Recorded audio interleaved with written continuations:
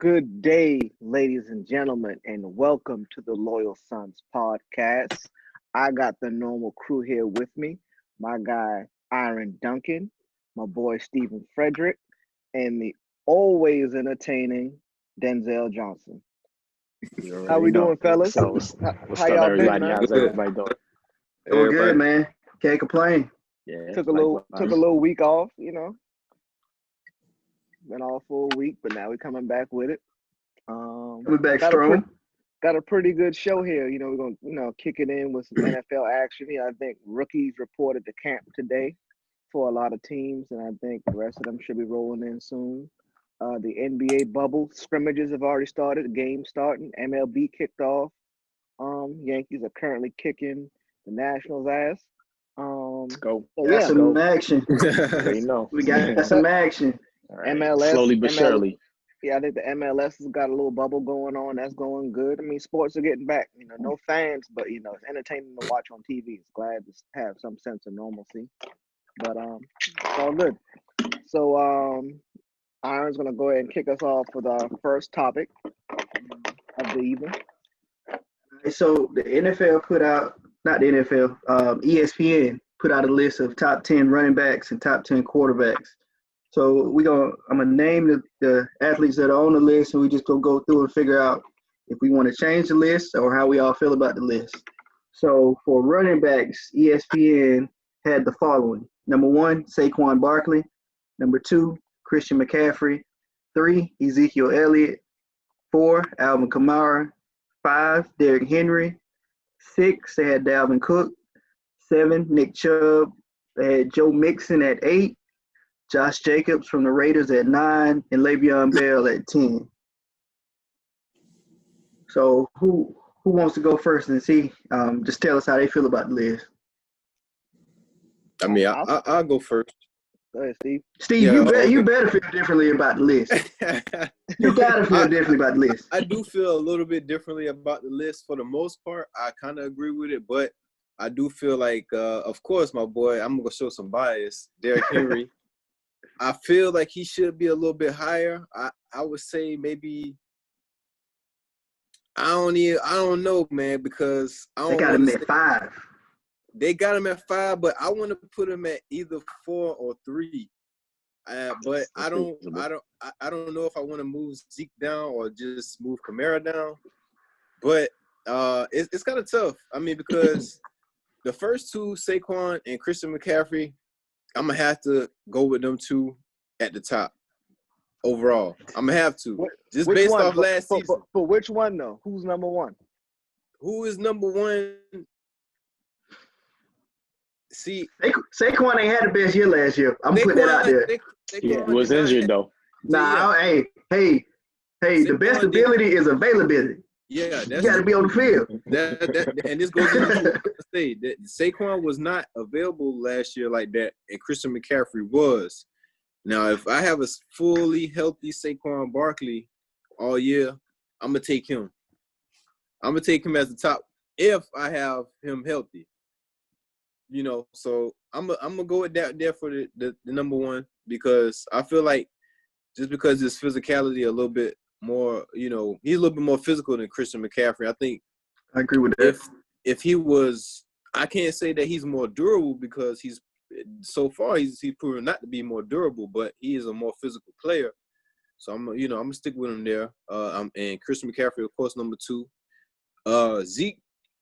I'm gonna show him respect because he had a down year from his standards, but he did not have too bad of a year. He had a decent year. He still, I believe, was top 5 rushing yards, running backs. He had a quarterback that was trying to prove himself. So anytime you got a quarterback that's trying to prove himself throwing the ball, that's so I mean, it's hard to say that he don't deserve that number 3 spot. Just what he's been doing the past couple of years. Like I said, I would hate to kind of move him out the way for Derrick Henry, but I'm gonna leave him there. And then at number 4, I'm gonna say I'm gonna move Alvin Kamara down and move Derrick Henry up, just because I felt like he did more to carry the team as far as overall play. He's not he's not he's not gonna catch the ball out of the backfield like these backs above him on the list. But as far as like put the team on his back and carry the offense, I believe he's probably should be number one on the list from that standpoint. But overall, I think number 4 is a good place for him. And then after that, I'm gonna just move Alvin Kamara down, and then go out throughout the rest of the list from there. Yeah, I didn't really have too much problem with it. Like I said, I just probably would have moved Derrick Henry up maybe a spot and move Alvin Kamara down one spot. But other than that, I think they got the list pretty right. And, I know it's going to be a little bit of argument between Christian McCaffrey and Saquon just off of health, but I think if, like I said earlier, it's more than just them two. If Saquon is healthy, it's a big mix here right now. Oh yeah, when y'all hear my list, y'all gonna be like, Iron's gonna be surprised. I am. Iron's gonna be surprised. Other than that, yeah, I agree with the list. After that, pretty much everybody, all the other running backs, they fall in line, in my opinion. So, like I said earlier, I didn't have too much of a argument on the list. Okay. Denzel, you want to go or you want me to go? I'll go ahead and go. All right, so of course. You sure? Let me knock mine out because I got a feeling you're going to be real animated. Nah, go ahead. Do your thing. All right. So on that list, number 1 on my list, and I just feel, like we said, the best ability is availability. So he's been available. He can catch. He can run. He can run up the middle. He can scatter it out. He's been bad the last 2 years. I got to give it to Christian McCaffrey, man. He's a bad man. Bad man. That is a bad man. Oh, my God. Like, I would hate to line up on the other side of Christian McCaffrey. Number two, I got Saquon Barkley. I got Saquon. Respect. Number 3, I got my guy. I don't like him, but Zeke the Freak. That's what that's what I call him. I call him Zeke the Freak. Okay.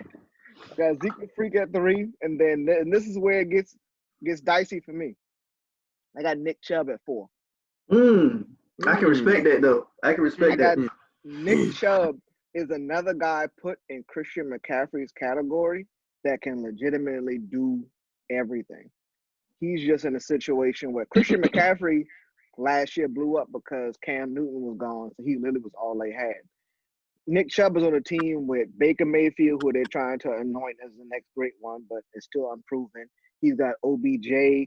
Nick Chubb got so many personalities in front of him. Nick Chubb just go out there every week and do his damn job. And he does it well. So I got Nick Chubb at 4. Number 5 is another one that's spicy for me. Wait. I ain't mean to cut you off there, but before you continue the list, are you going off what they actually did or what they could do? What they did. Nick Chubb put up numbers. Nick Chubb did put up numbers now, but you disrespecting a couple of players along the way. More importantly, Derrick Henry. You had to pull Derrick Henry out. Right. Okay. Right. As far as what he actually did now. I'm not talking about the potential of what Derrick Henry did lead the league in rushing.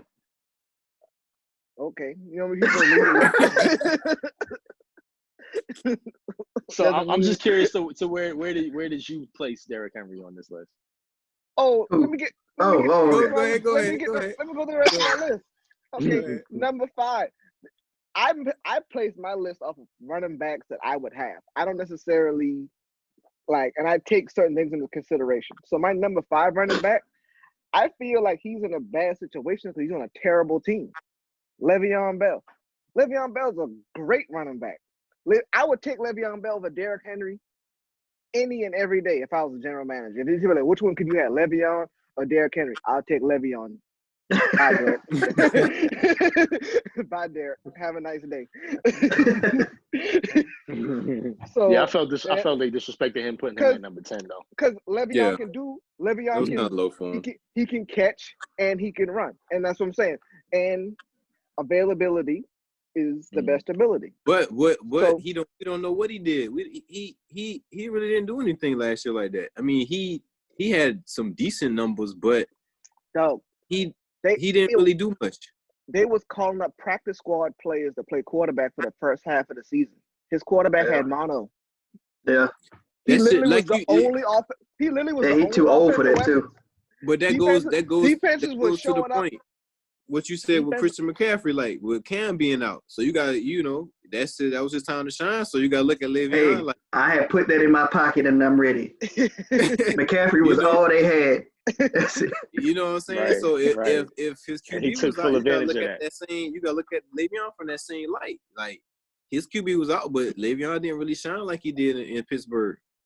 He was I mean, coming from a full year off too, so what we expected, I think he did okay. He did But okay for what we thought he was going to be the Pittsburgh Steelers Le'Veon, but he didn't have the Pittsburgh Steelers line. He didn't have all the weapons, so he was running in an 8-man front. So what he did was decent, but I think we expected a little bit more from him because before last year, I think people were comparing him and Zeke, Saquon, and all them for the top running back in the league. Oh, most definitely. Now you see he drop down. Yeah, But and you know what? I think still if got they him up get there. to play this year, I feel like if they get to play this year, he's definitely gonna put up some numbers now. Like Definitely, he's gonna remind people of what he's capable of.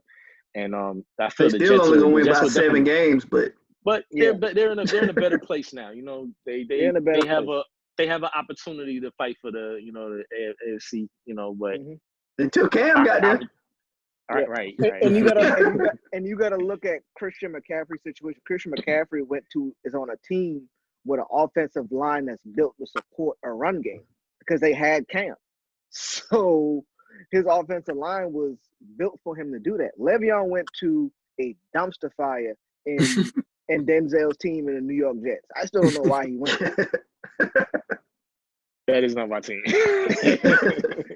But never been my team. Yeah, go ahead. Let me Finish finish my your list list. up. Yeah. So after that, I got Alvin Kamara. What number you at now? I'm at number, what's that? 6. So you got him at 6. Okay. Yep. Number 7, Derrick Henry. Disrespectful. That's disrespectful. Derrick Henry's at number 7. And then number 8, I got Joe Mixon. Okay. I just think he plays for Cincinnati. Cincinnati's and Yeah, we don't never get to see him play, but he put up numbers. See him play, but he puts up numbers. He's nice. He's nice. He's real nice. And then after that, I got Dalvin Cook in Minnesota. I just think he's a solid piece for everything that they're doing. But like, I just think he benefits on the fact of they got so many weapons in Thielen and what's the kid that just left to go to Buffalo? Diggs. Diggs. They have so many weapons on the outside that I felt opened things up for him to be as dominant as he was. Not taking nothing from him. He's still a solid back. I just felt that I could put him above those other backs. And then Josh Jacobs. He's a solid kid. I'm not taking nothing from him, but I just don't feel he's at the level of anybody else on this list. Jacobs ain't even make my list, but I respect it. He did have a great. No, he had a great year. He had a great year. He almost made it off, and then I was looking, and then I was just like, I felt like I was reaching if I took him off the list. That's like I would be reaching to take him off. But that's my list. Steve, I can tell you guys. Sorry. I'm sorry if I upset you for putting your boy down so low, but it is what it is. He can't catch the ball. He's literally just he's a north-south runner. That's all. He can't. But come on, man. Number 7, he led the league in rushing.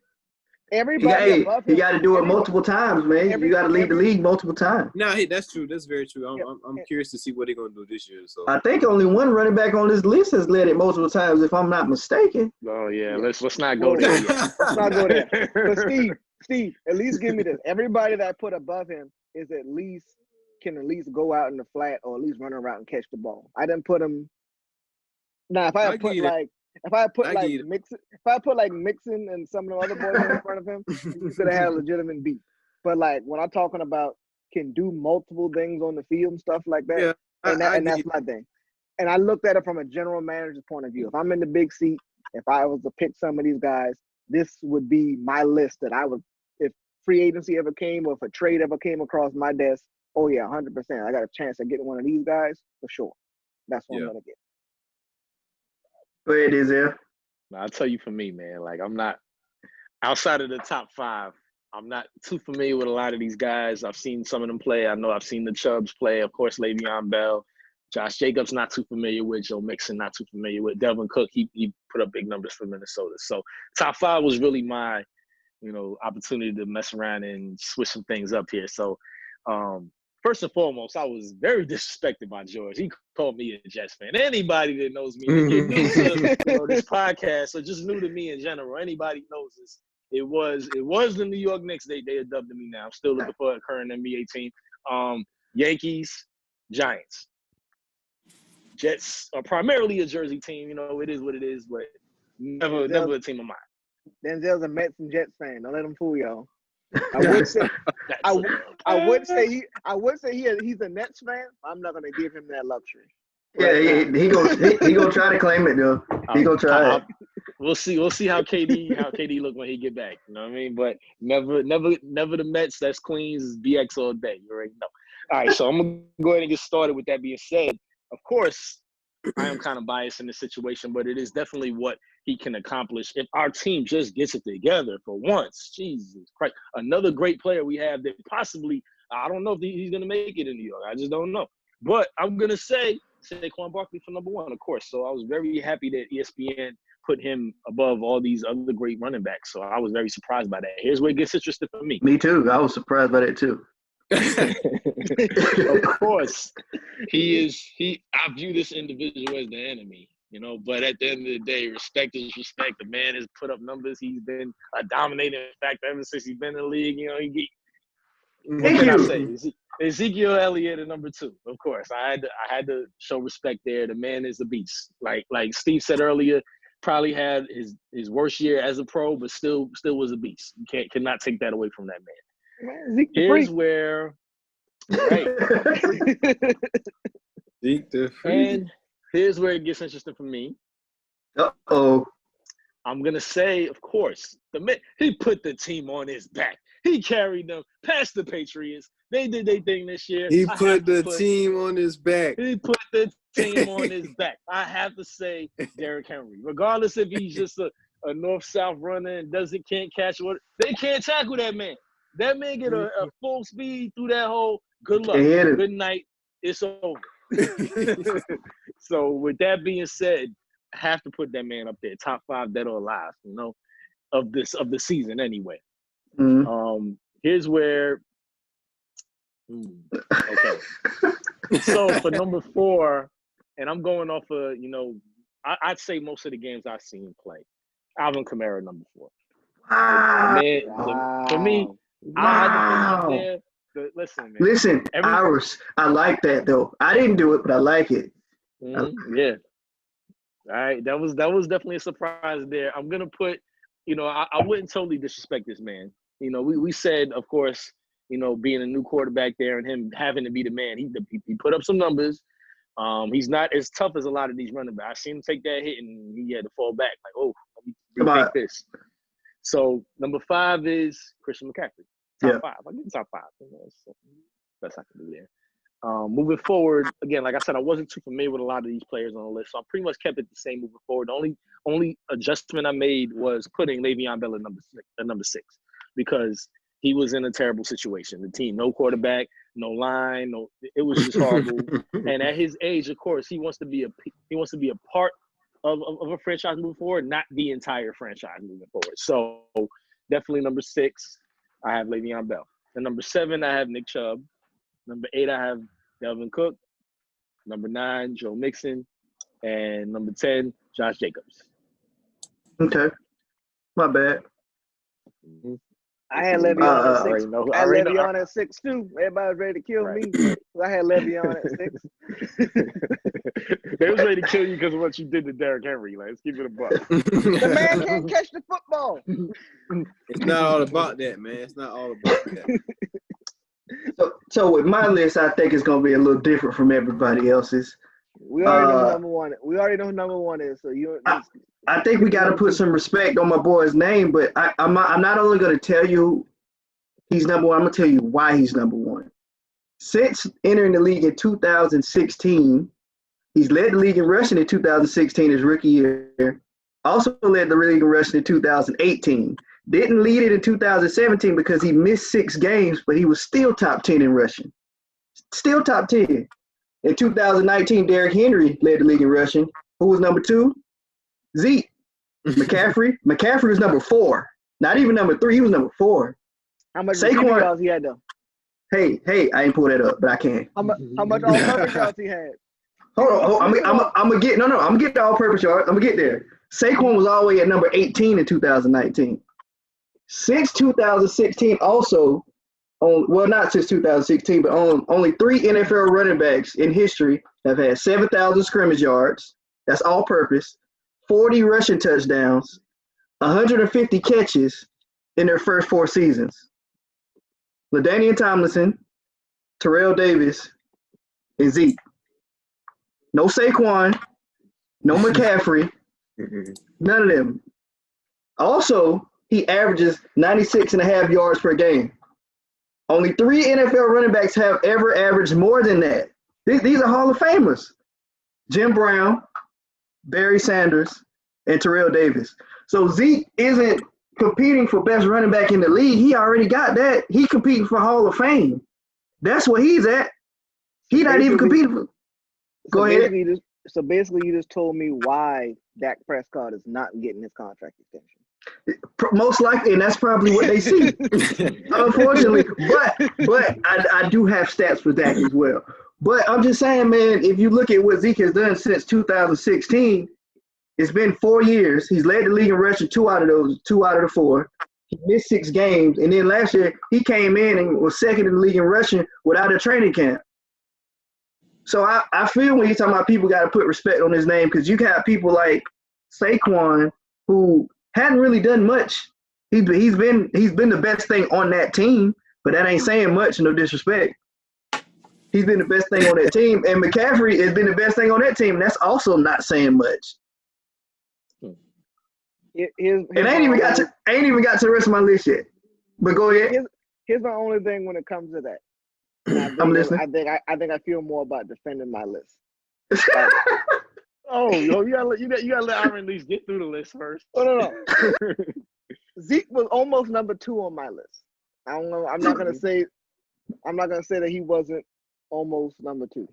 The reason that I gotta give Zeke some kind of Zeke has always had the same thing when it comes to some of these other guys. Who I said it was for? Dalvin Cook. Zeke's always had phenomenal talent on the outside where defenses have to respect. So you can't really load up on Zeke like how you. That's the thing. They do load up against the cat. They do load up. Linemen, though. He got top 5 offensive linemen. And Zeke's had the best offensive line we've seen since the Cowboys. He got the best. Back in the who is your GOAT in basketball? My GOAT? Yeah, who's your GOAT? The Bean. The other guy. Oh, you're talking about the other guy. Jordan. Did he not have the best lockdown defender on his team? And we still, not we, I don't, but most people still call him the GOAT. It don't matter who you got out there, you got to produce. We've had Darren McFadden back there.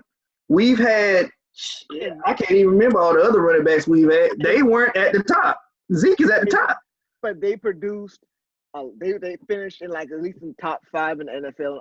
I'm not taking anything away from Ezekiel Elliott. Ezekiel Elliott is a bad man. That's why I call him Zeke. That's why I call him Zeke the Freak. He was almost 2. Almost 2. In my opinion, I just feel like, man, when you go ahead. Somewhat based off of last year with those other guys, but I respect Zeke being number 1. Those other 2, like I said, Zeke easily could have flipped between Saquon. Saquon is just, to me, I think he was just a beast. He just stuck in New York. But for number two, I did have Saquon. I feel like what he's done so far has been great. I feel like it's gonna get better. He definitely gonna need Daniel Jones to step up. If Daniel Jones will step up, then Saquon is just gonna be this forever. He's gonna be the best thing on that team. He won't be there. He won't be that long if Daniel Jones. I'm used to us having the best position players and just wasting their talents. At number 3, I actually have Derrick Henry. I feel like what he did last year kind of went unnoticed a little bit because people didn't like the style of football that the Titans played. but they knocked out the Patriots in the playoffs, and they were up against the Chiefs with Derrick Henry leading the way. So I feel like, man, you got to show him respect on that. He takes the beating. Actually, he delivers the beating. He don't even take it. So I had Derrick Henry at 3. I do have McCaffrey at 4. I definitely respect what he's done and what he's doing in Carolina. But I also feel like Christian McCaffrey and Alvin Kamara are identical players in my book. They do the same thing. So I'm not going to praise one because he gets more touches. The thing that hurts Kamara is he always splits his touches. I think that's a durability thing. That's why they do that with him. But I think if he had the same amount of opportunities as McCaffrey, he would be doing the same thing. Exactly. But I don't have McCaffrey. That's definitely why I had him ahead of McCaffrey, because when he gets the ball, oh my Lord, like lights out. I mean, I don't have Kamara at 5. I don't have Kamara at 5 though. I have McCaffrey. McCaffrey at 4. I have Dalvin Cook at 5. I think what he does in Minnesota with the zone scheme that they run, and for me being a Miami Hurricanes fan, unfortunately, when he gets in the open field, it's lights out. He gone. That's it. Whether he pulls his hamstring or not, he's still gonna score the touchdown because he's so far ahead of everybody. So I got Dalvin Cook at 5. I think he's gonna get better. I got Kamara at 6. I have Nick Chubb at 7. I actually have Le'Veon Bell at 8. I feel like last year was an off year for him because he took a whole year off. So I feel like he's going to get back in his groove this year. I don't know if he's going to get back to top 5 because the amount of talent at running backs has gotten a lot better. But I got Le'Veon Bell at 8. I got Joe Mixon at 9. And I got Todd Gurley at 10. I feel like the man been disrespected. I feel like he got something to prove. It's a little bit of a reach. But I feel like if the knee is healthy, him in Atlanta with Julio, and sometimes Matt Ryan, not all the time, but sometimes Matt Ryan is good. I feel like Todd Gurley gonna do, and he got something to prove. And he in the A, he back home. To him anyway. That was surprise pick of the night. We gotta give him that one. We gotta give you that one. It's a little bit of a reach, man. But I feel like if the knee is healthy, I feel like Todd Gurley gonna show something. So I got Todd Gurley at 10. Yeah, most definitely. Respect. He almost made. That's why I almost put at 10. But like I said, I was unsure. Like I said, I was sitting. GM hat on the knee. Don't know what the knee looked like. But if the knee was never in question, he'd have been high on that list. Oh, he's top 5 if knee was in question. Top 5. Yeah, of course. Top 5. Yeah, he's definitely top 5. He probably number 1, honestly. Whoa. I would. the year they went to the Super Bowl before he got hurt. Oh my Lord. Yeah. They beat the Cowboys in the playoffs that year. But he wasn't even the leading rusher. We couldn't stop C.J. Anderson, but that's a whole nother story. Right. That's terrible. But yeah. Okay. All right. So my list wasn't too bad. I feel like y'all knew who I was gonna have at number 1. Of course. But I felt like I needed to come with something extra to prove why I was gonna put him at number 1 instead of just saying Zeke at 1.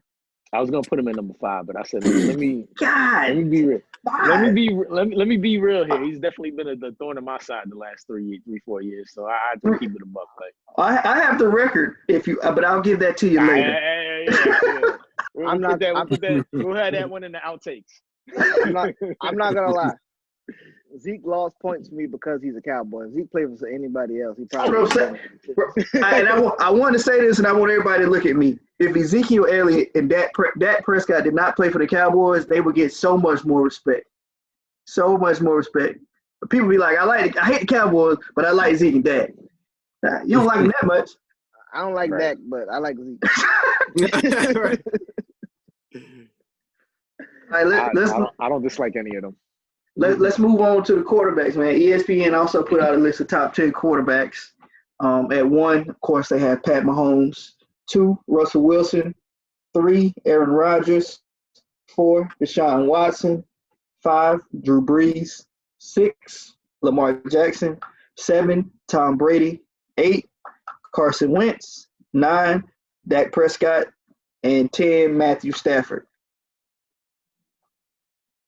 So who wants to go first to tell us how they feel about the list? Fuck it. And this is definitely it has to be based off of last year's stats. Yeah, I think it's based off of last year. Well, it says according to a poll conducted by ESPN with 50 people that work in the NFL. So this is NFL personnel actually coming up with the list. Okay. Fuck it. I'll kick this shit off. Number one. Number one, Pat Mahomes.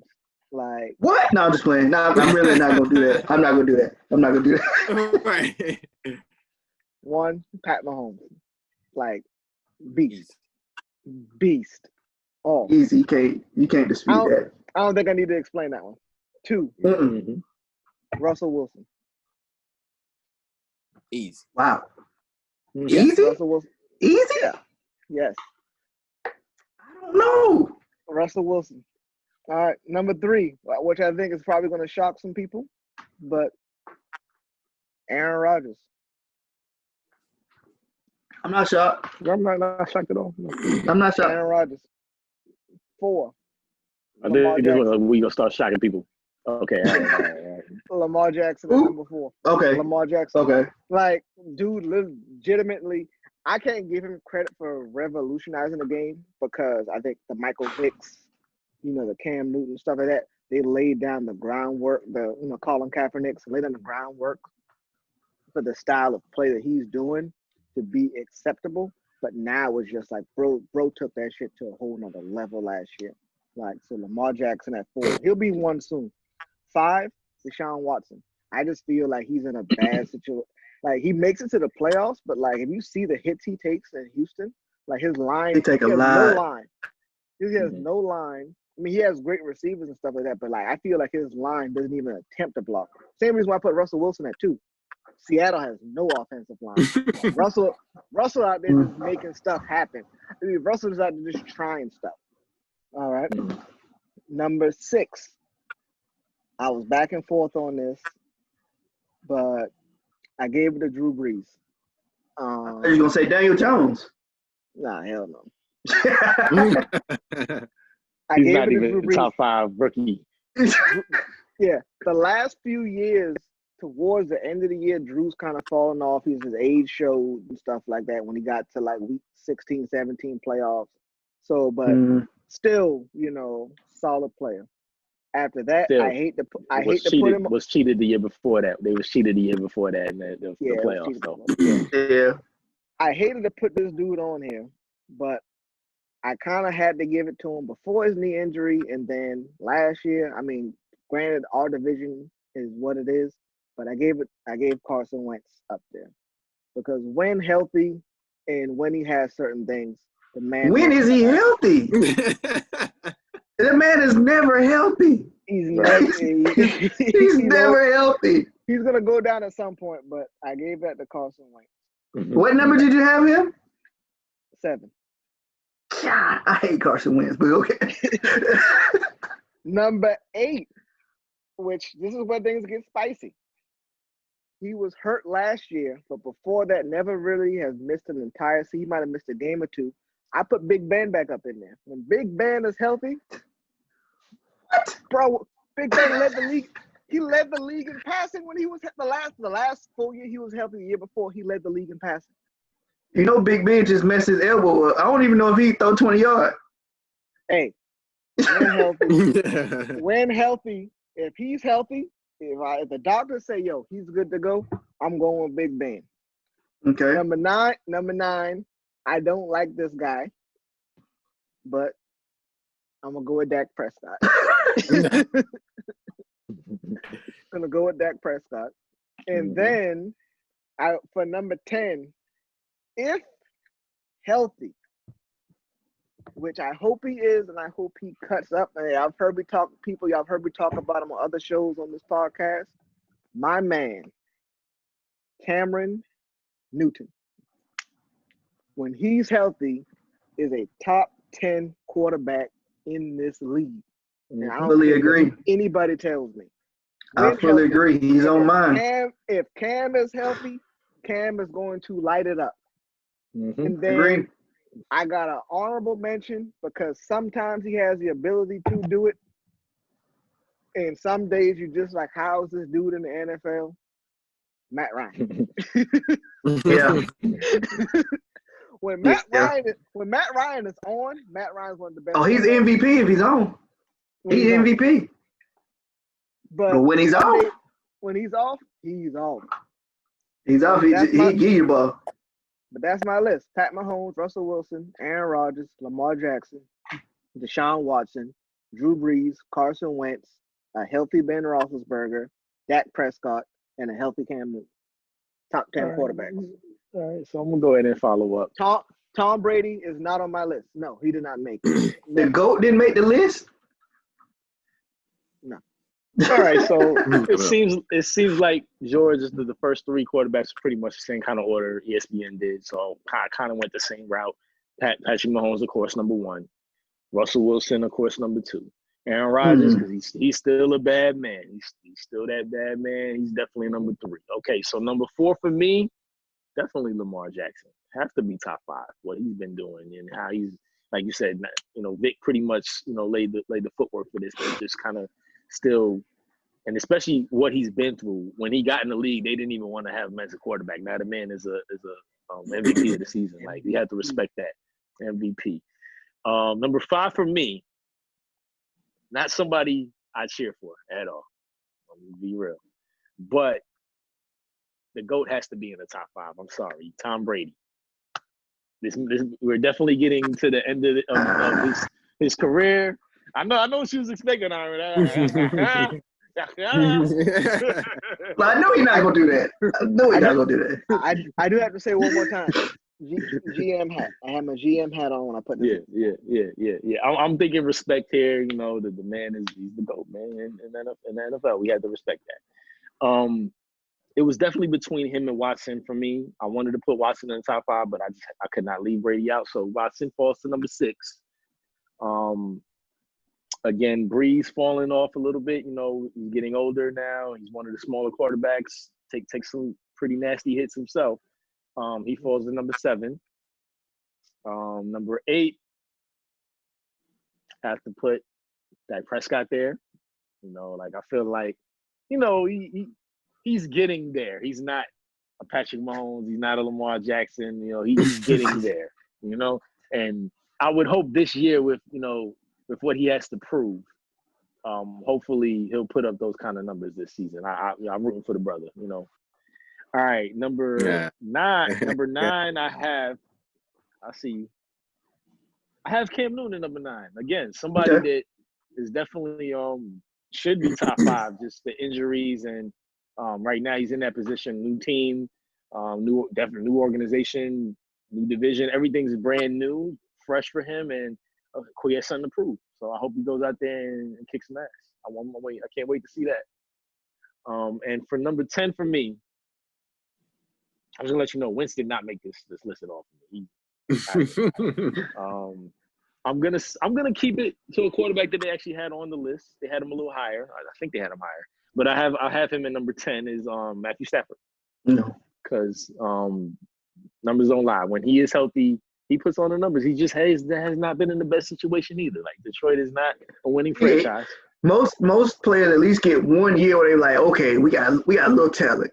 I don't think he's had 1 year where he has some receivers, but receivers and a running back. Maybe this year, since they got Swift from Georgia, maybe they could do something. But maybe he had Calvin Johnson for a couple of years. Yeah, but who was the running back? Nobody. By committee. Yeah, see, now they got Swift. They got Kerryon Johnson. I think he went to Auburn somewhere, but he's decent. So maybe they can do something now. I know he got a few weapons on the outside, so we'll see. That's a solid list. I like that list. Yeah, thank you. Steve, you going next, or you want me to hop in? I'll go ahead. All right. So number 1, Tannehill. Nah. As much as I tried to make an argument for Tannehill to go, I couldn't do it. But 1, of course, Pat Mahomes. I mean, like we already said, I don't even think that's too much debatable there.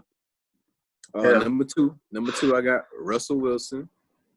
I mean, y'all like Russ. Y'all like Russ. I mean, he just put up a lot of stats, man. 66% completion rate last year, 31 touchdowns, 5 interceptions on the year. That's better Dude, no That's line. that's better than Mahomes with no O line. That's tough. So I gotta put some respect on Russ and give him that number 2 spot because I feel like without Lamar having that kind of season, Russell Wilson was MVP last year. Yeah. Exactly. Only because Pat was hurt though. Because if Pat would have missed him a few games, his stats would have been crazy. Yeah. So but I give it to you. Russ still got a great year. He did. Yeah. So number 3, I'm gonna go at he had maybe a down year. I'm gonna say Aaron Rodgers. I still think when Aaron Rodgers is on point, he's still one of the top best quarterbacks in the league, just off arm talent alone. Mm-hmm. Number 4, I went with Deshaun Watson. I just think like he's a good young talent. He needs a little bit more help around him, especially offensive line. He take too many hits, but way too many. He take way too many hits, but I think he just naturally gifted. Like if he had everything around him, I think he might be up there, you know, in the conversation with Lamar Jackson and Pat Mahomes if he had the right stuff around him. I just think off talent alone. Number 5, I got Lamar. I still think Lamar needs to develop a little bit more throwing the ball. He could be higher up on the list, but I still think like when, you know, especially in the playoffs, I think he got exposed, man. When they played the Titans, I think he really got exposed. And he need to work on maybe reading defense a little bit more, I think, before he can become, you know, a top 3 type quarterback, in my opinion. Number 6, I got Drew Brees. I don't feel like he's a top 5 quarterback no more. Of course, he's still top 10, but he's getting a little older, like everybody been saying. He's still got a lot of weapons around him, so that don't expose him as much. He's still got a lot of young talent around him, so I think, you know, he's making the best of that situation, and he's still, you know, playing at a high level. So, you know, past few years they've been only, you know, a couple games out of the Super Bowl or whatever the case is. So, I still think he's, you know, one of the best quarterbacks in the league. Number 7, I went with Carson Wentz. When healthy. When healthy. When is he healthy? When is he healthy? Like, when is he healthy? This man almost won an MVP, bro. He did. And then he got hurt. He got hurt and didn't play it. He has not won a playoff game. He has not. He don't stay on the field, but he's extremely talented. I don't know if he ever gonna put together a season, but I think if he can stay on the field, he can definitely prove that, you know, he's a, you know, a legit top 10 quarterback. That's his only knock on, I would say, right now. If they can say Kawhi Leonard's a top player in the NBA, as much games as he take off because he almost injured, we can put Carson Wentz in the top 10 on this list, damn it. Yeah. Kawhi played in the finals. Wentz ain't played. Wentz has played one playoff game and he lost. Because Wentz plays in the regular season. No, he didn't. That's why he don't make it to the playoffs. Kawhi's game-winning shots in the playoffs, series-ending shot in the playoffs. Let's not make that comparison. Yeah, but Kawhi don't do nothing to help his team get to the playoffs. Kawhi just be, yo, get us there. I'm not gonna be there, but y'all get us there. And then once we get there, Lou help me out.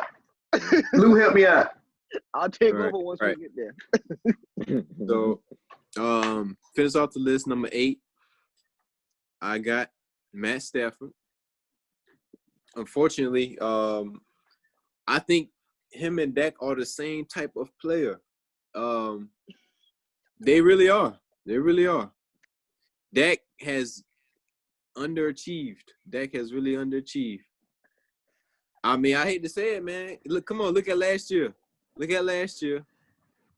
Matt Stafford got a little bit more arm talent than Dak. That's why I couldn't have him. I'll give you that. He does. He got one of the best arms in the league. I give you that. Yeah, I couldn't. That's why I couldn't have him ahead of Dak. But they almost are essentially the same type of player. To me, I could move Dak up a little bit more, but he kind of melted down for me a little bit towards last year. He was hurt. Since we like to throw it out there, Dak really was hurt. No, seriously, Dak. No. You can't say Wentz. He was hurt. Dak was hurt, and his shoulder was hurt. Throwing shoulder, by the way. He came on and tried to thug it through them games, maybe when he didn't need to. He tried to. I think maybe he tried to be a hero. Because our backup was Cooper Rush. Right, when he shouldn't have. Because it's y'all was only a game. Y'all only had Game out. a game out last year, and y'all lost. Y'all went on that losing streak. So I don't know if Dak tried to do too much, and maybe he should have reeled it in a little bit and try to be a hero. So I mean, I guess I gotta give him the benefit of the doubt that he was injured, but I just feel like him and Matt Stafford are almost the same type of player. Like they both kind of underachieve. Dak kind of has been overachieving because he wasn't a real high draft pick, but Fourth round pick, man. He got a lot of expectations on him now. So I think last year was his time to really break out. I just think he fell kind of short with the injury. So maybe he'll do something this year. Mm-hmm. And so that was 7 and 8. Number 9 might be a little bit surprised. I got Kirk Cousins. I got Kirk Cousins. You know what? I fought back and forth to get him on the list too, man. Because I didn't. He's Kirk Cousins is not flashy, but he did complete almost 70% of his passes last year. 69.1% completion percentage. 26 touchdowns. Look at George's face. 26 touchdowns. George, that's your old quarterback. Show some respect. Right. Respect that man, He's not the most flashy quarterback up here, but just based off stats, I had to throw him in there. I had to throw him in off that completion rate and touchdown interception ratio. Number 9, number 10, when healthy, I gotta throw Cam in there. I think he been definitely getting disrespected. I mean, I hope he'll bounce back this year. But when healthy, he's definitely one of the best quarterbacks in the league right now. He can do it all. He got the strong arm, got the legs. So I hope he can, come back to form. But that's my top 10, man. Not bad. Mm-hmm. So my list at 1. Nah, he's not one. He not one. At 1, I got Pat Mahomes, and you can't argue with that. Since he's been in the league, man, he's been killing it. So he's got an MVP, he's got a Super Bowl, he's got everything. Number 2, I actually have Aaron Rodgers. I feel like as far as arm talent, he's probably the best, and he has never, aside from Adams, they never give him weapons. They just piece people together. He had people catching passes in the fourth quarter you never even heard of. You got to go Google to figure out where they came from, aside from Adams. And I just feel like, man, they don't give him – even in this year's draft, they drafted his backup. So, I mean, pretty much his replacement. So I got Rodgers at 2. I got Lamar Jackson at 3. I got Lamar at 3. I feel like what Lamar is doing – he's improving every year. His first year starting, couldn't really throw the ball that well. They got in the playoffs. He got exposed. Last year, completely came back, throwing the ball, throwing it everywhere, all over the field. And with the offense built around him, I think he's only going to get better as long as he doesn't take any big hits. So I got Lamar at 3. I got Russell Wilson at 4. I do respect Russ, what he's doing in Seattle. He's a winner. He's won everywhere he's been. And he does it with not that much talent around him either. I think he makes all of his receivers better. They definitely don't. They just throw anybody in there, running back up there now. Right. They never had no legit go-to receiver. Besides Beast Mode was there, Marshawn Lynch, but they never had. I think Metcalf is going to grow into a dominant number 1 receiver, but he's still learning. Mm-hmm. Number 5. I got Rain Dakota Prescott. I got Dak Prescott number 5. And I'm going to tell you why. I'm not just going to say it. I'm going to tell you why. So when we talk about quarterbacks, we talk about QBR. That's total quarterback rating. QBR incorporates all of the quarterbacks' winning contributions, passes, rushes, turnovers, penalties, all that, right? So 2019, Lamar Jackson had the top QBR in the league. 2018, Pat Mahomes had the top QBR in the league. So that goes to show you, it usually goes to the MVP, right? It stacks up, right? So since 2016, Dak has the 5th highest QBR in the league. 5th, number 5. 6th highest QBR under pressure. So if you blitz him, still number 6. fourth highest QBR in the fourth quarter. So when the game is on the line, he steals number 4, still top 5.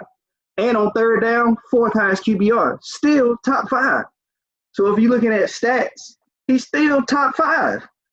His career record is 40-24, 97 touchdowns, 36 interceptions. 97 touchdowns, 36 interceptions. Over 60 more touchdowns almost than interception. 2-time Pro Bowler. Out of the 4 years he's been in there, 2-time Pro Bowler. And, hold on, I'm almost done. Division games, the games that count, right? These are division games. Versus the Eagles, Carson Wentz, 5-3. 5-3 versus the player that they say is better. Versus the Giants, 6-2, hasn't gotten beat by the Giants since 2016. Y'all weren't even living in the cities that you're living in now in 2016. That's the last time the Giants beat that. Versus the Redskins, George, he's 7-1. He's only lost once his whole career against the Washington. I'm sorry. I'm so sorry. Against the Washington football team. I apologize. I let the slur slip. I apologize. Against the Washington football team, he is 7-1 his whole career. So if you're looking at stats, not the fact that he's a Cowboy, although that's why I'm defending him right now. If you look at stats, if you look at touchdowns, interceptions, what he does to win games, that is a top 5 quarterback in the league. He just doesn't get the respect, one, because he plays with the top running back in the league. I've already discussed that. And because he plays with the top line in the league, we already know that. So I feel like he's a top 5 quarterback. Against Russell Wilson, who y'all had at like number 2, they played in the playoffs. Who won? Who won that game? It wasn't Russ. It wasn't Russ. Dak beat Russell Wilson in the playoffs. Dak did that, and it was Dak who took the Cowboys down the field at the end of the game. All right, now I respect we're talking about Russ from last season. Yeah. Say what now? Russ from last season. Well, they ain't played the playoffs last year, but it was like it was 5 years ago. They played the year before that in the playoffs. And I'm glad that Dak's numbers are so inflated. And this might be me taking a dig at my team just because we know how dysfunctional my Washington football franchise has been over the last few years. So for him to be 7-1 is nothing for him to brag about. Same thing with the New York Giants. For him to have a win record, broke Giants. His broke Giants. Hey. And then with the those are the games that matter. With the Eagles, I want to know what those numbers were against a healthy Carson Wentz, or was he going against Nick Foles or whoever the hell Philly trots out Nick there? Nick Foles is the one that got the ring. He's the one. He's the and actually he's the Super Bowl MVP. Actually, he's 5-3 against the Eagles. One of those wins that the Eagles actually have, the Cowboys rested everybody because we had already made the playoffs. So it could have been 6-2. We rested everybody one of those games because we had already made the playoffs. So basically, you're saying he's taken advantage of being in the weakest division in football, and that's where over half of his wins has come within the division. So when he goes outside his division, he's a 500 quarterback, is what you're telling me. No. I could do the math now because he's 40-24. I can do the math, but that's not half. That's not half. 24, 7 for the Redskins. Was it 6 from the Giants, and then another 5 more from the Eagles. I said I don't want to do the math. I don't want to do the math. That's 18 wins. What are you saying? But I get it because they count. Because they do count. They count. Those are the big. If you want to do that, pull up Tom Brady stats. Tom Brady literally played for the weakest division in the NFL. Tom Brady pull up his wins. 10. I'm just saying he was in almost everybody else's. Pull up his. He's supposed to be GOAT. He's supposed to be the GOAT. He played against the Bills, the Dolphins, and the Jets his whole career. I guarantee you that's over half his wins. You can argue with those two down there to put him on his list. He ain't on my damn list, okay? He didn't make my list either. List. Denzel, only person you can argue he made my list. But out of respect. I can't put Carson Wentz above Dak. People based it solely off of that one victory, and that's what's crazy to me. Off that one win that they had at the end of the year last year. Before that, it was killing that noise. That kills Carson Wentz and everything. But he got that one win, and now people are like, oh, Carson Wentz is so much better than Dak. No, the hell he's not. No, he's not. He had a better game than that, and our defense played like shit, so they won. But Carson Wentz is not better than Dak Prescott, which he should be. He was the second pick? He was the second pick overall, I think, when he came out. But the ability, he's not that much better. He's not better than Dak at all, in my opinion, and definitely not what they make him out to be. But that was only number 5 on my list. Number 6, I have Drew Brees. I feel like he lost a step, but with his top weapon being Michael Thomas, I feel like that fits his style of play now, because Thomas isn't anybody that's going to beat anybody down the field. So when he's running the dig routes and the slants, that's exactly what Drew Brees needs, because that just takes being smart and being able to read the defense. He don't have to kill you with his arm anymore. At 7, I have Deshaun Watson. I feel like if he gets in a better situation, if they get a better coach in Houston that actually can draw up some better plays and keep the star players that they have and not trade away to possibly the best receiver in the league, I think Watson will continue to get better. At 8, I got Cam Newton. I feel like Cam got a lot to prove. Before he got hurt, he definitely had the Panthers in the playoffs, and he was putting up numbers while he was hurt, actually. He always plays hurt. So I feel like people numbers. Exactly. So I feel like people sleep on Cam, and they're using this as an opportunity to talk down to him because they don't like him personally or what he does personally. But when you look at what he does on the field, it's hard to even name a few quarterbacks better than him when he's healthy. At 9, I put the GOAT. I put Tom Brady at 9. I feel like he did have a down year last year, but when you look at the weapons that they're gonna have in Tampa, aside from running back, they got Mike Evans. What's the other one? Godwin. I'm not even talking about Gronk, but you look at O.J. Howard, Cameron Brate. They got some weapons. And then if Gronk can come back and be anything like what he was, they're gonna put up some numbers. Eventually make the playoffs and get beat by the Cowboys. So. Does Tom have the arm to get the ball to them is the question, though.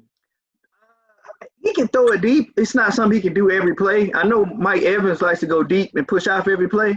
So they're going to have to change that around. He's not going to be able to do that. But I think he can get it to him. And at 10, I put Matthew Stafford at 10.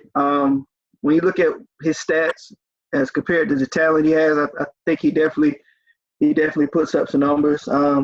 My honorable mention would have been Carson Wentz. It's not that I don't like Carson Wentz. I just don't like the comparison that people say he's way better than that. Because I don't see it. That y'all teams in the same division. Y'all play Carson too. Denzel, y'all almost put us in the playoffs because y'all almost beat them.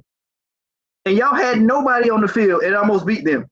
So when people say Carson Wentz is so much better than Dak, I just don't see it. But we always play them tight. We always end up losing by like a miracle field goal or some kind of crazy. Like the Eagles, the only team that's really dominated us over the last few years has been the Cowboys. I can say that. We pretty much 6-2. I'd say so. I'd say, and those two wins came in 2016 when we went 13-3. Y'all beat us twice in that one year. That was dope. That's how I knew y'all wasn't real. I was like, no, they legit had a touch. They had probably the number 1 defense that year. We couldn't do nothing with it. And then y'all traded everybody away. So everybody. So that's my top 10. I had Mahomes, Rodgers, Jackson, Russell Wilson, Dak Prescott, Drew Brees, Deshaun Watson, Cam Newton, Tom Brady, and Matthew Stafford. That's my top 10. Solid list. All right. And I gave y'all fat. I came with the stats because I knew being a Cowboys fan, I had to come with more than just my opinion because it wasn't gonna work. I would like to add that facts, but I don't know if we agree with that. And I would like to add that we did prove that over half of Dak Prescott's wins came from within the division. The NFC East. Hey, football teams. That's 6 games out of 16 every year. It's not the fact that he still won them. A lot of those were against Eli, Denzel. Don't try to throw Daniel Jones under that bus. A lot I'm of not those throwing, against Eli. listen. I'll be the first one to say Eli should have retired 4 years ago. And Kirk Cousins caught a lot of them L's too. Kirk Cousins caught a few of them L's. He actually Kirk got the only win though. Every year Eli Manning has been the quarterback the last few years. I'm like, he's still here. Oh my God. Yeah, I love Eli. I'm not gonna lie. I was more scared of Kirk Cousins than I would of Eli. Give you the ball. Right. Eli finds the most creative ways to turn the ball over. Exactly. I was not scared of Eli at all. I'll never forget, step back. Oh my God, somebody's behind me. Threw the ball up in the air and they got intercepted. I'll never forget that. I don't know what team that was, but what was that? He did the Shaggy from Scooby-Doo. And I would like to add, I am proud of my Washington football team.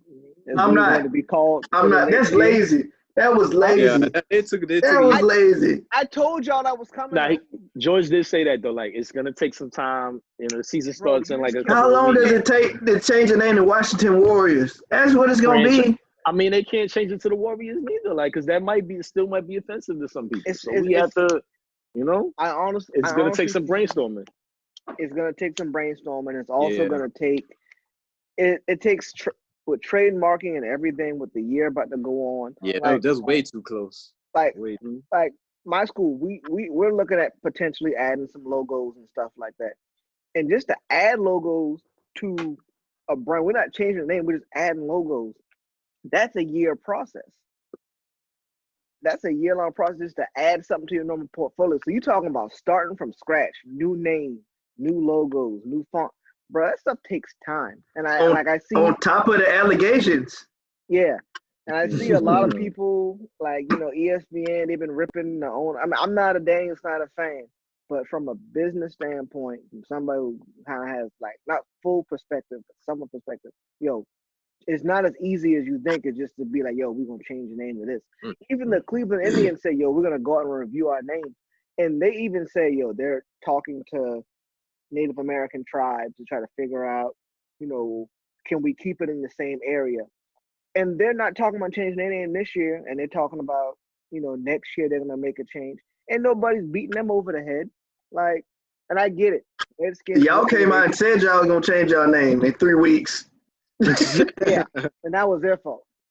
If they had just came out and said we're gonna drop the name and this is what it's gonna be, and we're gonna take our time to actually do this and do this right, I think people would be a lot more receptive to it. But when the new Washington football team hoodies come out, I'm gonna go get them. Just wait till next year, man. Nah, I gotta wear something this year. I hope we win this year. To be honest, that'd be so. If we win, I'd be like, keep it just like this. Don't win what, a game? Bro. When Chase Young got that tagging Dak Prescott, I don't want to hear it. That probably will have. He'll get him once. He gonna get him once. Get him. But that doesn't mean they're winning. Whenever Cornette, he's gonna tag Daniel Jones. Daniel Jones getting hit at least 2-3 times a game. He might fumble the ball. I look forward to Daniel Jones. He's the same as Eli. Eli 2.0. He's the exact same. The only difference is he can scramble a little bit. That's the only. We need to do a show talking about our teams because, like, our offense for Washington, I'm not gonna lie, it's gonna be terrible. But I honestly feel our defense is gonna be like keep us in games. We'll be like a 6-10, 7-9 team with that defense. The defense. I feel as if Daniel Jones can hold them turnovers down, he has potential to be Eli Manning when Eli Manning was winning. I'm not going to sit here and say he's going to be one of the best quarterbacks ever. No, that's a dub. But he could definitely possibly accomplish getting to the playoffs, going a little run and possibly making it to the Super Bowl. I give him that. But not going to say he's going to be the GOAT or anything like that. I humbly, disregard any comments of that nature. So real quick, we got the NBA bubble that started up. They tested over 300 players. All tests came back negative. So do we think it's going to last? And who we got winning it all? I feel the Laker haters go first. I ain't no Laker hater. I'm not a hater either. I don't rock with him like that, but I feel like it will last. Now that it's so close to starting, I think that they'll just go ahead and get the season rolling and I mean, because they already starting the scrimmage games. Like, I think it'll be a real bad look if they say, "Oh, we started and now we're gonna cancel it." Like, there is a lot of hype behind it. A lot of money went into getting into this point. Money. So I think, like, now that it's actually starting, I think it'll really be like, it'll have to be something drastic to throw it off track. Now it'll have to be like players from like 4 or 5 different teams, maybe come down with, the virus, and then they might, shut it down then. But even then, I think it'll be, kind of hard to for them to do it. So I think that now that it's actually rolling, I don't think it will. In the beginning, I thought like maybe they might not have a chance to get the season rolling, but I think now that it's going and they starting the scrimmage games and no players has tested positive on this last test, I think it'll probably end up finishing it. At least they'll push it, push forward to end. As far as I, got winning the whole thing, I'm still leaning towards the Clippers, man. I'm still leaning towards the Clippers. I feel like the Lakers, y'all lost a lot of players, man. Y'all lost a lot of key players. I'm not gonna say a lot of key players, but y'all lost some players that are critical. Avery Bradley. Avery Bradley. Oh. And y'all lost who? Y'all lost another player who was Rondo hurt. Rondo be back by the playoffs. I mean, he might be back, but that's still like chemistry. This man been out of basketball the whole time. Like, hey man, we got JR Swish out there. We got JR Swish out there now.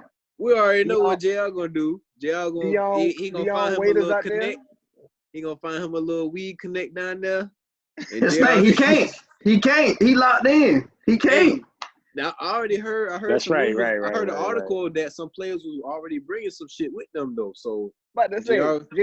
JR brought it with him. I ain't worried about Yeah, that. JR gonna get blitzed before a game. Goddamn, he gonna forget what's going on. Forget where he at. Mm-hmm. Forget about the time on the clock. Right, it's gonna be. I don't think he'll ever do nothing like that again. But he's scarred from that. He ain't gonna never do that again. I don't have no faith in him to come in and really have a huge impact. He's still gonna get some buckets. I think he's gonna be hot and cold like he always is. But I'm not putting that much stock into him returning, honestly, man. So I'm still rolling with the Clippers. To me, they still are that they have the best chance overall to take it home, man. That's just how I feel about it. Is there you gonna go?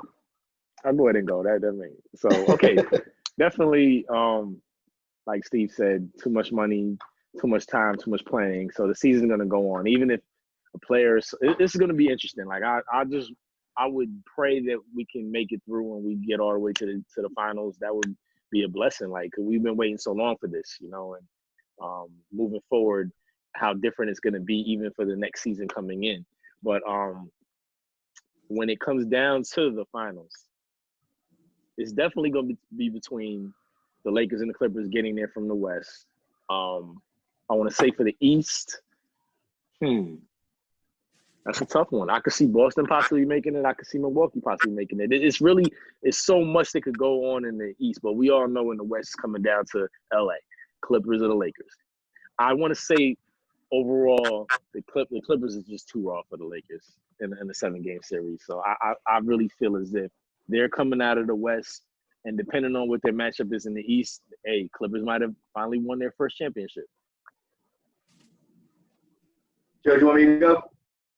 And I'm not being biased because of the Lakers. No, Lakers are bad. Lakers is a good squad. But, just I feel as if Kawhi, when he locks in during the playoffs, cannot be stopped. PG. They still got PG. They got Sweet Lou.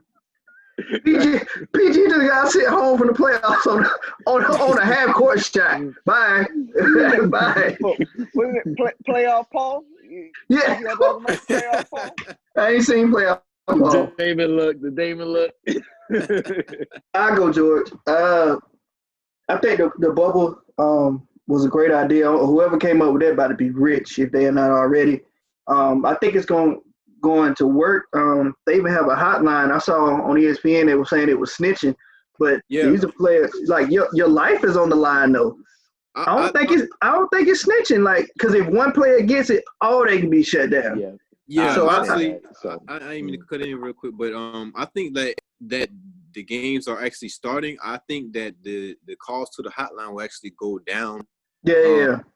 Because they're actually playing now, and I agree. Like, that's nothing to play with, man. Shit, I'm gonna call the hotline too. Shit, we in this is my livelihood. I'm trying to keep my family safe and all this, and y'all make this money. Because if you don't play, you might not get paid. And I saw they had one player had to go into quarantine because he went past the line to get some wings. So exactly. They want to go out and get delivered food and all that stuff. Yeah, they ain't playing no games, man. So I think that for that fact alone, I think it's going to work.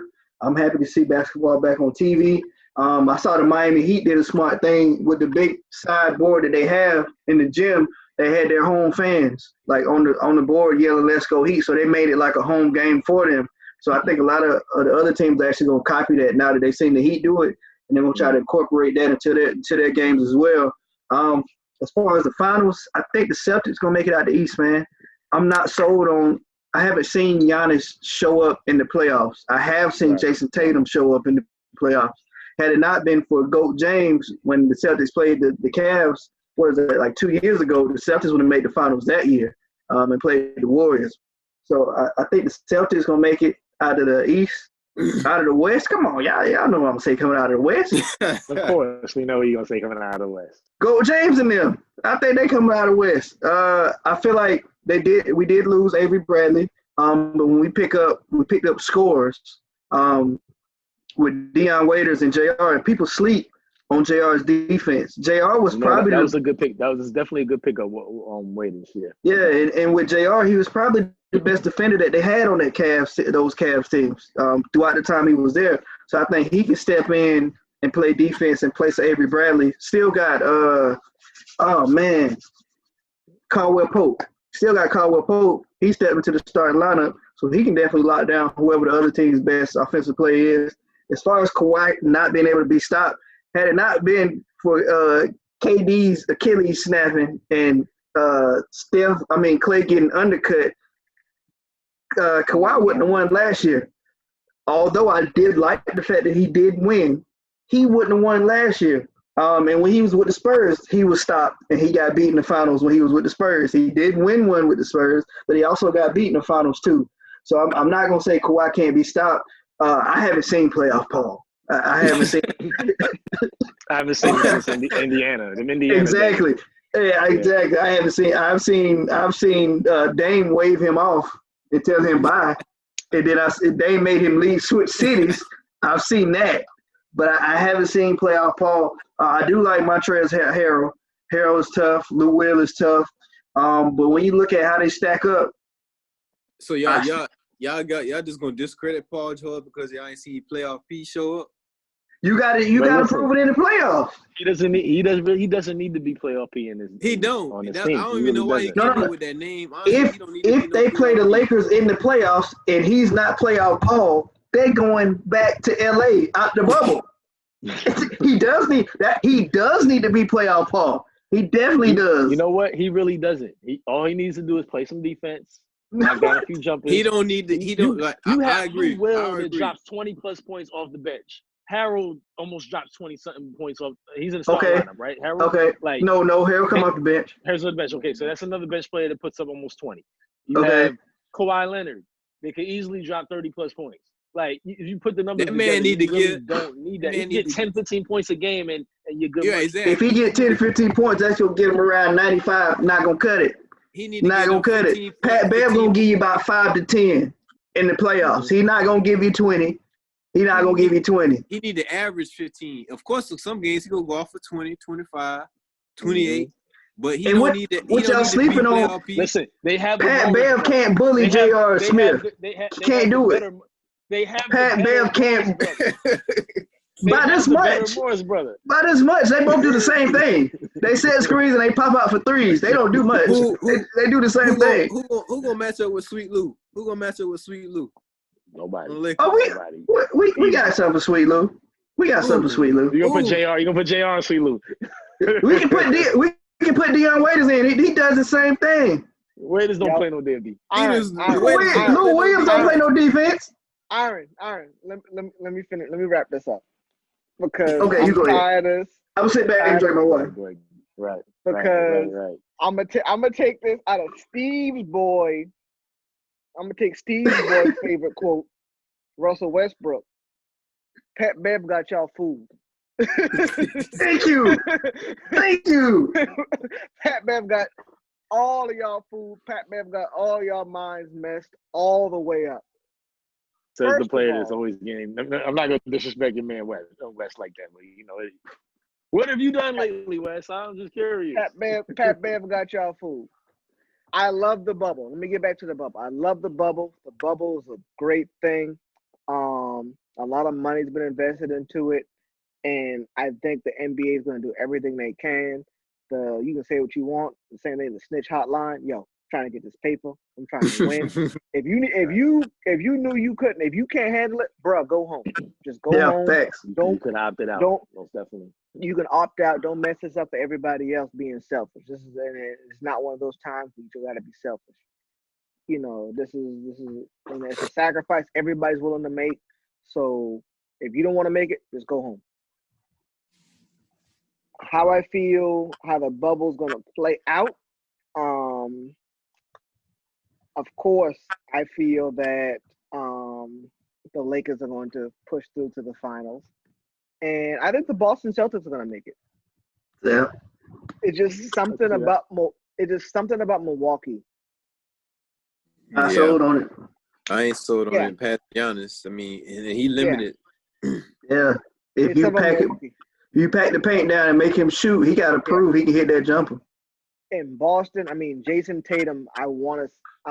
Jason Tatum's going to be a superstar in this league. Like, I think this is going to be probably his coming out party, where everybody solidifies him like as one of the top players in this league. With those moves at power forward, with the moves he got, it's crazy. Jaylen Brown selling in who he is. I think they got a great coach there in Boston. Like, I can honestly see Boston winning some championships here in a year or two, like, and being like a really dominant team in the Eastern Conference and the NBA. But the team that will come out on top of this will be the Los Angeles Lakers. Like I said, Pat Bev got y'all fooled. You have a lot more to worry about than Patrick Beverly. Right, exactly. So y'all forgot about Dwight? Y'all forgot about Dwight Howard? Man, Dwight don't even know. He don't even know if he want to be in the bubble or not. He's still on the fence. Right. Y'all forgot about Kuzma? Y'all forgot about Kuzma? Kuzma need 20 shots to be effective, man. He need 20 to 25 shots to be effective. Who gonna stop Caruso? Go ahead, George. Caruso. Bro. Y'all sleep. Pat Bev on him. Bro. Pat Bev don't do nothing. That might be the only player Pat Bev can lock down on the Lakers right there is Caruso. That might be the only one. The Lakers might be the most athletic big team you have ever seen. Dwight Howard is athletic. JaVale McGee, say what you want. JaVale McGee, Shaqtin' a fool. JaVale McGee is athletic. And he's You got Anthony Davis. Anthony Davis.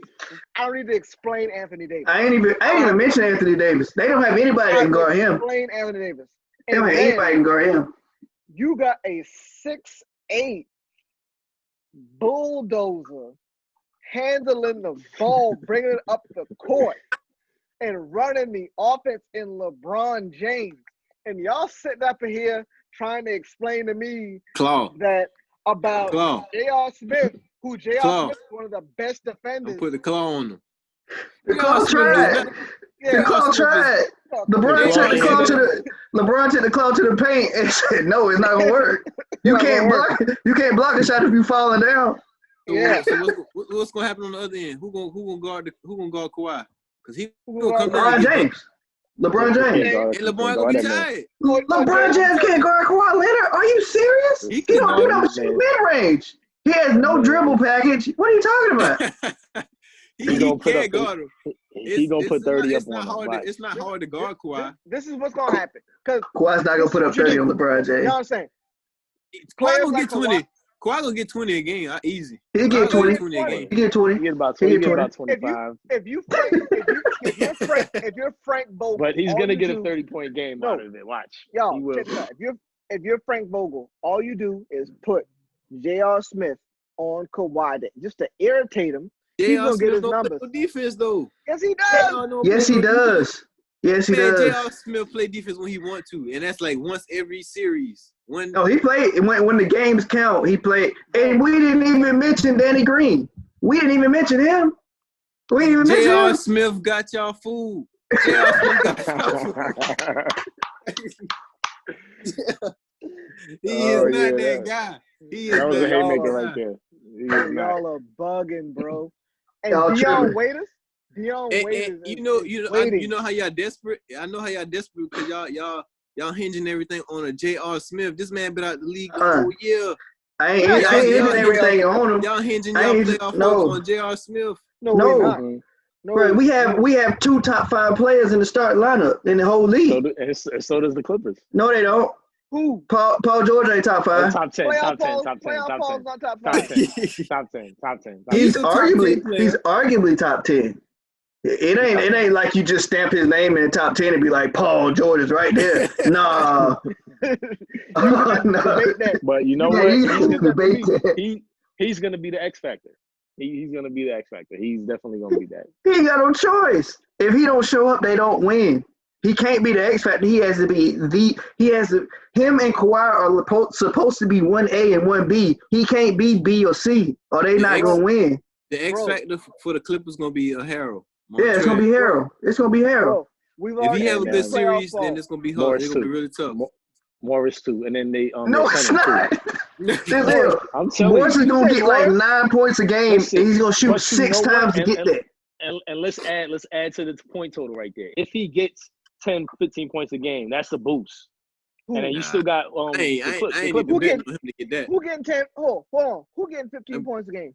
I This said man if he might- gets 10 to Who? 15 a Who? game. The player. I need you to say the Morris. player out loud again. Oh, It's a- say it out loud for the people. Say it for the people. Morris. Nah. Okay. Morris. Y'all heard? Matthew This is what we Morris. deal with. You talking about Marcus? Marcus plays for the Marcus Clippers. Morris. Marquise plays for the Lakers. Marquis Yeah. plays for Lakers, yes. If You Marcus expected can get him you You expecting him to get 15 points a game in a 7-game said- series? 10 to 15. I don't He think can he got easily do 15 that. when he played for the Celtics, and he was actually one of their best players when he played for them. But you see what he did when he was with the Knicks. He was putting up 20 plus points a game. He I didn't think have a he choice. He didn't Yeah, have a I choice. But think he- that's my I whole think he- point. That's what he's capable of doing. If he can do that and be a leader on a team, Mm-mm. imagine him I think as he- coming off the bench. What can I he think he's do? gonna be more effective on defense in that series. I think they I agree. only gonna I agree. they only I gonna think- want like 8 to But 12 if you points sleep, from him. if the Lakers slip on him, Oh, they not- for some reason he's gonna knock down 3-4 threes. They're not sleeping on the Clippers, but I think the Clippers have. I know we throwing this around. I think the Clippers got a lot of people fooled because they love to say the Clippers got a whole bunch of dogs. Just because you like to argue on the court, don't mean you are a dog and you gonna make that much of a difference in the playoffs. I agree. Harold is gonna make a He's tough, difference. too. Harold's gonna make a difference. I agree. Harold's gonna make a difference. And When you what's the name talk of their about center? Joakim Noah, when you talk about I forgot about what's his Joe name? Kim. Jackson. We talk about what's his name? I can't remember his name. He used to play for OKC. Jackson. He's their backup point guard now. Reggie Jackson. Reggie Jackson. When you talk about players like that, yeah, they got attitudes. That's a good back. That's a good backup point guard. That's a good backup point guard. So I fell asleep. My fault. You telling me when I would rather have Jackson and Rondo. I would keep When it a the buck. At this point in Rondo's career, I would rather have No. Reggie Jackson. Playoff Paul is a myth. Playoff Rondo is real. is real. It's stats behind that. When's the last time we seen playoff Rondo? Last time When they he made the was with the playoffs. Celtics. No. When he played for the Bulls, they almost beat the number one seed before he got hurt. I can't remember who the number one seed was. He got hurt, and the series went to shit because he was hurt. And he was the AC, and they were up.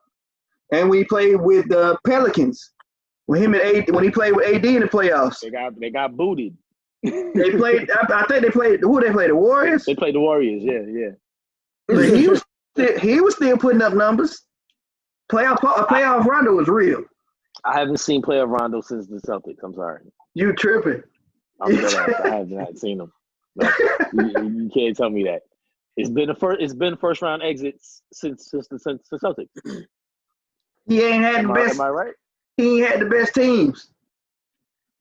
The Celtics team was the best team he's had. Y'all bugging. But Paul George gonna have to show up. I guarantee you, Reggie Jackson will outscore Rondo in the playoffs. I guarantee. Yeah, Rondo's not a scorer. Rondo's never been a scorer. Rondo's never been a scorer. You just need Rondo to come in and run the offense. I'm gonna tell you right now. So when the Lakers throw out Anthony Davis and Dwight Howard on the floor at the same time, what the Clippers supposed to do? Because they don't have any bigs. Man, Dwight Howard is not a scoring threat. Dwight Howard is not a scoring threat. He don't have to be. This man is just a body now. That's all he is. I ain't. When he get out there, he gonna grab some boards and he gonna make it some. He gonna make it tough on people trying to come down the lane. But Dwight Howard ain't no threat like he used to be, man. He's still a valuable piece. I'm not gonna discredit him totally, but he don't put fear in nobody like he used to. He don't got to no more. He ain't got to be the guy no more. He just got to be, like you said, a valuable piece. That's all we need. He don't have to. He don't have to. He just got to be, as soon as they sub they big out to get some breather, and they ain't got no big down there, yo, Dwight, go out there and get us 6 or 7, 8 points right quick. And Dwight is somebody that can match up with Harold, because the reason Harold kills because he take a lot of these bigs off the dribble and he just go right past them, or he outbodies them. Can't do that with Dwight. And y'all can clown JaVale all y'all want. Yo, JaVale is athletic. JaVale is talented. JaVale can do his Would y'all take JaVale or Zubac? Because that's who that starting center is. You taking JaVale or you taking Zubac? I'm taking JaVale McGee or Zubac. But you know what? Zubac fuck around and get 12, 15 a game as well. Do you not see them play? Like, they sleep on that man so bad. Like, you paying attention to everybody else. He'll catch a few dunks. He'll come right down the lane and lay the ball up. Like, you gotta pay attention to that man. You have to pay attention. I think what y'all are forgetting that this team. I hear that you said. I mean, have you not seen them play? This team is run. Zubac is not doing nothing. Zubac played like the first 5 minutes and they sub him out. They just want him to jump ball. That's it. That man just a body. He just a body. Zubac is a body. I've seen some games where he's put up some numbers, and it was surprising to me. He has put some numbers. Exactly. So you have seen Zubac put up numbers, but you haven't seen playoff Rondo. What channels do you have on your TV? I have not seen it since the Celtics. I'm sorry. A first round exit means nothing to me. No matter how good or decent you thought he was playing, they still got bounced in the first round. Oh man. But you believe in playoff Paul? Who got bounced in the first round? I didn't say nothing about. I don't even know why we calling him playoff Paul, because he has not been playoff Paul since he gave himself that name. I don't know why he did that. Exactly. He's not been playoff Paul since they had what was the center they had in Indianapolis? Hibbert. West. Like they had a team there, and he was definitely the leader of that team. That's the last time I seen that. But that is definitely before he had his injury as well. West went to Golden State to get this championship. Yeah, he got 2 of them things too, didn't he? Right. He got 2 of them for real. West, I'm about to go get this ring. I don't know about y'all, boy. by any means necessary. You want me to play with Roy again? Roy Hibbert? Nah, man, the weather is way better out there in the Bay. I'm out. I'm trying to tell you. Talk about how somebody fell off, man. Boy, Hibbert. He fell out. He fell out the league. Go. That was terrible. But the next topic, real quick, we want to hit on is if we were in the bubble, They're allowing players to put different statements on the back of their jerseys in place of their names. What will we have, or what statement will we make in the bubble?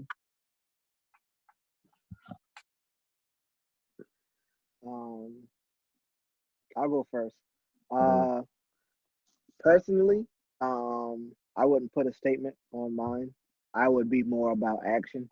I think when it comes to this, like, I love the fact that the NBA has Black Lives Matter on the court and that this is an option and stuff like that. But for me, I feel sometimes when it comes to this movement, we get too caught up in the statements. We get too caught up in the kneeling and everything, all that other stuff. I want actual change. I think I would just be more about, I'm making actual change. I'd be putting my money to where it needs to go. I'd be going, talking to politicians, going to different community groups, and that whether that's building facilities or just helping kids, doing whatever it is you got to do. If I was in the NBA, I would most likely take, the LeBron James, Anthony Davis, players like that standpoint where, like, I'm about making actual change. Like the statement, where I stand on it. I think I would have, if I was in the NBA, you would know where I stand on these issues. I wouldn't need it to be the back of my jersey. I would like a patch or something like that. I mean, if it was like patches or like something like on the sleeve, on like a arm sleeve or something, I'd wear something for sure. But on the back of the jersey, I'm an actionary type person. I don't necessarily feel like I would need something on the back of my jersey to help me push forward the message that I'm trying to do. But that's my opinion. I agree with you in the sense that we can add the Black Lives Movement patch on the jerseys, but one topic that is definitely dominating that we the people have to continue to put out there.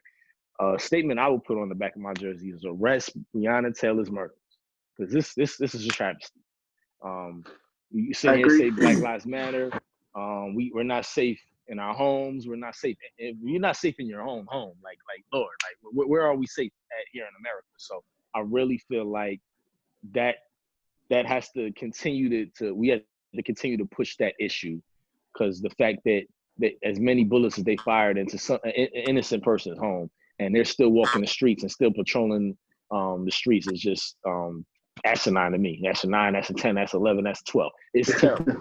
So I would definitely, that's something that near and dear to my heart right now, and that's something that I even push on my social media platforms often. That talking about change and things that need to happen. Police are still getting away with abusing their power when it comes to Black people, and I cannot stand for that. Agreed. Yeah, bro. man. Agreed. Yeah. I gotta agree. Y'all made some good points so far. Like Joe said, we just need to be about action. A lot of this stuff that's going on, we need to see results in action. So that's a good point there. And then, like Denzel said, man, like every chance we get, we need to go ahead and remind the people that they need to arrest those cops that killed Breonna Taylor. Like, it's ridiculous. Like, people went out there and they got arrested for peacefully protesting before the cops that actually committed the murder. So that's just a travesty in itself. So it was kind of hard to come up with something. So the statement that I had, that I would put maybe on the back of a jersey or something like that was, "We just want to be." And what you may have heard it a couple times. We just want to be alive, man. We just want to be at peace. We just want to be able to go to the store. We just want to be able to go have fun with our kids. We just want to be able to hang out with friends. Like, we just want to be able to do everyday things and not be profiled or, looked at differently, because we're just trying to be equal as everyone else. We just want the same rights as everyone else. We just want to be treated as equal as everyone else. So, that's what I would say. It's just like, it's just a time right now we just want to be treated just as a normal person. We just want to be seen as equal. So that's the message I would put. Okay. I agree with that. Everybody has some great points, man. Mine would be, and I've heard my frat brother Wes Bellamy speak on this before.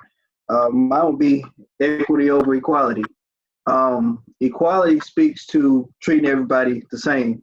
We passed that. we're so far behind our counterparts. We're not even counterparts because we're all supposed to be the same, but we're so far behind people that don't look like us as far as what we were given, how we were treated.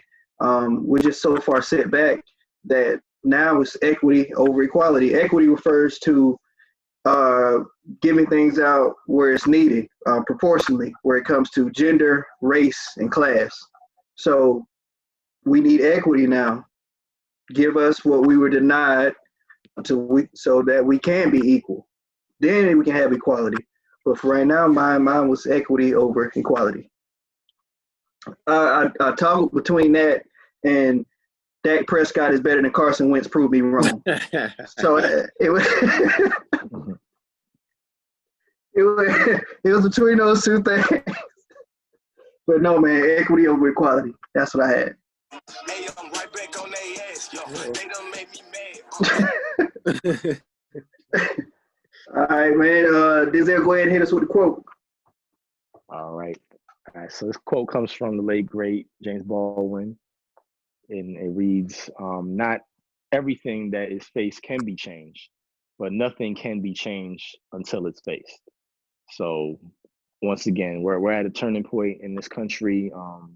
We've seen a lot of good come from issues that and people actually facing up to certain issues that are occurring, but we still have a long way to go, because even though they've been faced, they haven't been changed. But we are starting to notice some change in certain aspects. Definitely with the statues of slave owners being taken down, and now the NBA is definitely standing up. They're allowing their players to speak out on social issues going on. The MLB having the Black Lives Matters movement on their jerseys. So we're starting to see a little bit of a change. We definitely have a lot more to accomplish, but it is refreshing that especially sports franchises and people that don't go through what we go through on a daily basis are speaking up for us. But once again, we still have a long way to go. Sure. Yes, sir. Good point for sure. Well, of course, man, we appreciate the support from everybody, man.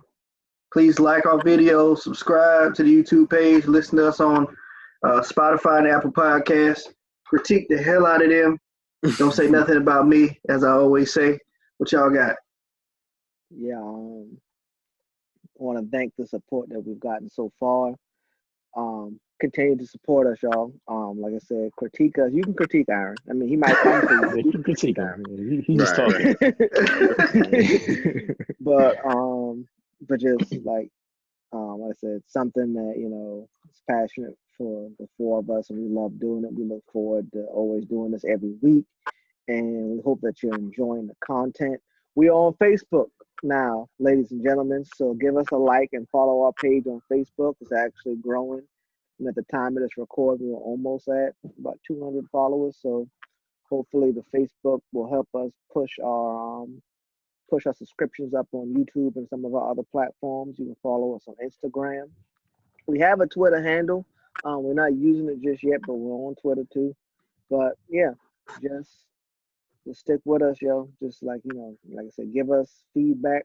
We are potentially, I don't want to book us too far in book us to it, but hopefully we'll be on Facebook Live next week, and you can watch us live as we do this.